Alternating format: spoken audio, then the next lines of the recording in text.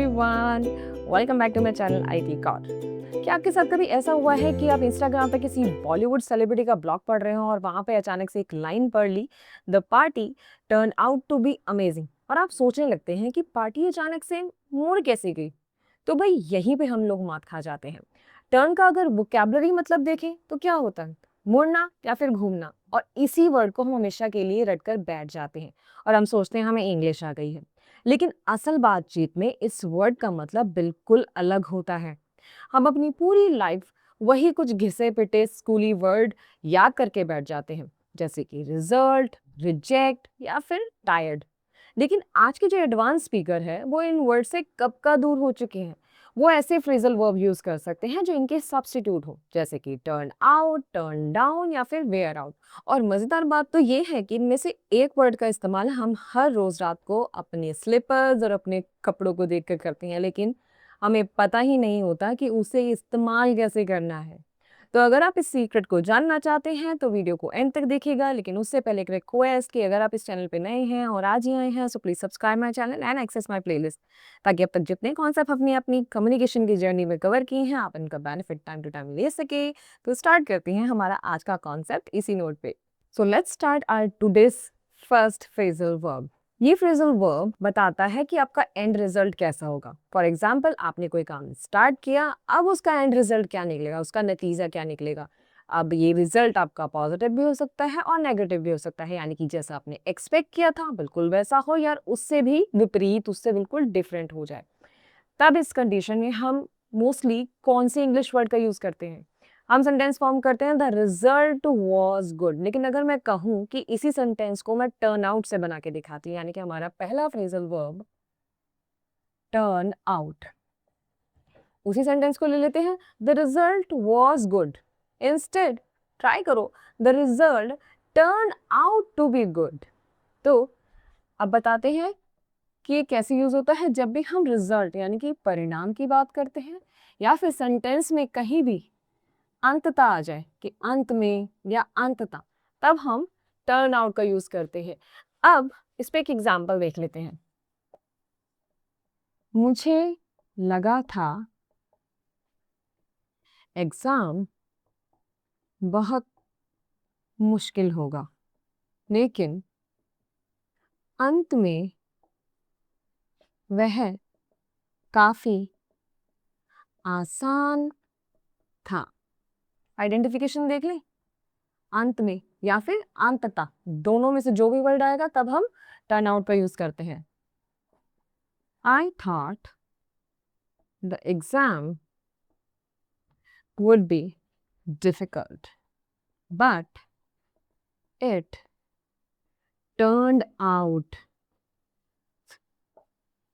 to be easy। यहाँ पे हमने टर्न आउट के साथ टू बी का यूज किया है। बहुत सारे नेटिव स्पीकर टू बी को रिमूव कर लेते हैं, यानी कि वो क्या बोलेंगे, I thought the exam would be difficult but it turn out easy. तो टू बी रिमूव भी हो सकता है, तो इसमें कभी कंफ्यूज मत होइएगा, आप टू बी का यूज कर भी सकते हैं और नहीं भी कर सकते। सिर्फ और सिर्फ एंड रिजल्ट के टर्म में बोल रही हूँ मैं। इंग्लिश के कौन से वर्ड को ये रिप्लेस करता है? रिजल्ट को और हैपन को। तो जब भी इंग्लिश में आप हैपन या रिजल्ट का यूज करना चाहते हैं, उसकी जगह पे आप टर्न आउट का यूज करें, अब ज्यादा बेटर साउंड होंगे। अब आते हैं अपने नेक्स्ट फ्रेजल वर्ब पर। हमारा जो सेकंड फ्रेजल वर्ब है, यानी कि जो सेकंड वर्ड है, वो ये बताता है कि आप किसी ऑफर को नाइसली कैसे रिजेक्ट कर सकते हैं। मान लीजिए आपका दोस्त आपको वीकेंड पे कोई मूवी देखने के लिए कहता है, या फिर आपको किसी कंपनी से जॉब का ऑफर आता है और आप उसे मना कर देते हैं। तो आप क्या बोलेंगे? That I rejected his offer. ये थोड़ा सा रूड साउंड होता है जब भी आप रिजेक्ट वर्ड का यूज करते हैं। तो अगर आप किसी को मना करना चाहते हैं तो थोड़ा और रिस्पेक्ट से मना कीजिए, और उसके लिए जो हम वर्ड यूज करते हैं वो है turn down.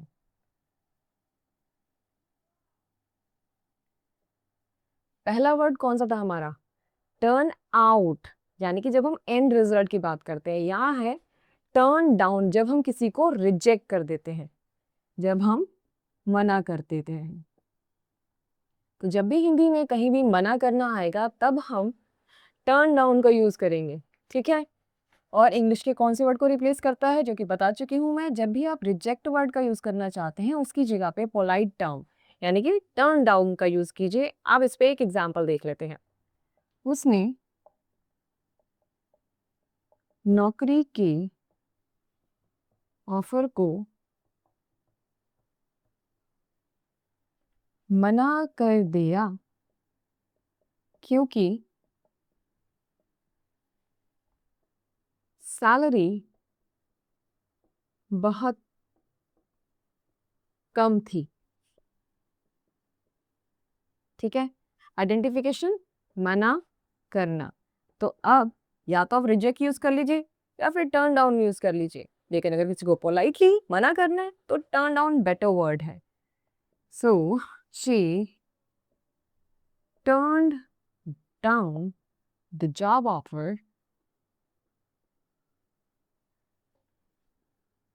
because the salary was so low।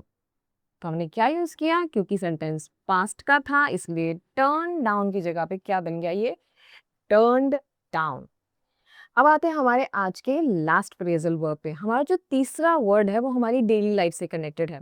आपके पास कोई पसंदीदा जूते हैं या फिर कोई टी शर्ट है जिसे आप इतना पहनते हैं कि इस्तेमाल करते करते या तो वो घिस जाती है, पतली हो जाती है या फट जाती है। तो लोग क्या बोलते हैं, तो वो कहते हैं that my shoes are broken या फिर डैमेज्ड। टूटना एक अलग बात होती है, लेकिन जब आप किसी चीज को इतना ज्यादा यूज करते हैं कि वो घिस जाती है कंप्लीटली, तब उसकी जगह पे एक परफेक्ट वर्ड यूज किया जाता है और वो है वियर आउट। ये टर्म किसको रिप्लेस करता है इंग्लिश में, जब भी आप डैमेज को रिमूव करना चाहते हैं, डैमेज या फिर ओल्ड को, तब हम उसकी जगह पे वेयर आउट का यूज करते हैं। और हिंदी में परफेक्टली ये सिर्फ एक ही वर्ड को टारगेट करता है, घिस जाना या फिर घिसना। अब इस पे एक एग्जाम्पल देख लेते हैं। मुझे नए स्नीकर्स खरीदने की जरूरत है क्योंकि पुराने वाले पूरी तरीके से घिस चुके हैं। आइडेंटिफिकेशन मिल गया। ठीक है, अब इसको ट्रांसफॉर्म कर सकते हैं किससे, वेयर आउट। वेयर आउट की सेकंड फॉर्म क्या हो सकती है, क्योंकि ये पास्ट का सेंटेंस है तो वेयर आउट की सेकंड फॉर्म क्या होगी, गॉन आउट। तो अब इसको ट्रांसफॉर्म कर लेते हैं। I need to buy new sneakers because the old ones are completely worn out। तो वेयर आउट की जगह पे हमने उसकी सेकेंड फॉर्म यूज की worn out, क्योंकि ये सेंटेंस पास्ट से रिलेटेड था। आई होप कि आज जो हमने 3 फ्रेजल वर्ब किए हैं आप उनका यूज कभी नहीं भूलेंगे। इन फ्रेजल वर्ब की प्रैक्टिस करना मत भूलिएगा। जितना ज़्यादा प्रैक्टिस करेंगे उतना ही ज़्यादा ही आपके दिमाग में फिट बैठ जाएंगे। आई होप कि आज के कॉन्सेप्ट से रिलेटेड आपको कहीं कोई कंफ्यूजन नहीं है, किसी वर्ड को लेकर, किसी फ्रेजल वर्ब के यूज को लेकर अभी भी कोई कंफ्यूजन है, so please mention in the comment. Till the time, keep reading, keep speaking. Don't forget to like, share and subscribe, and we will see you in our next video with some interesting topics. Bye bye.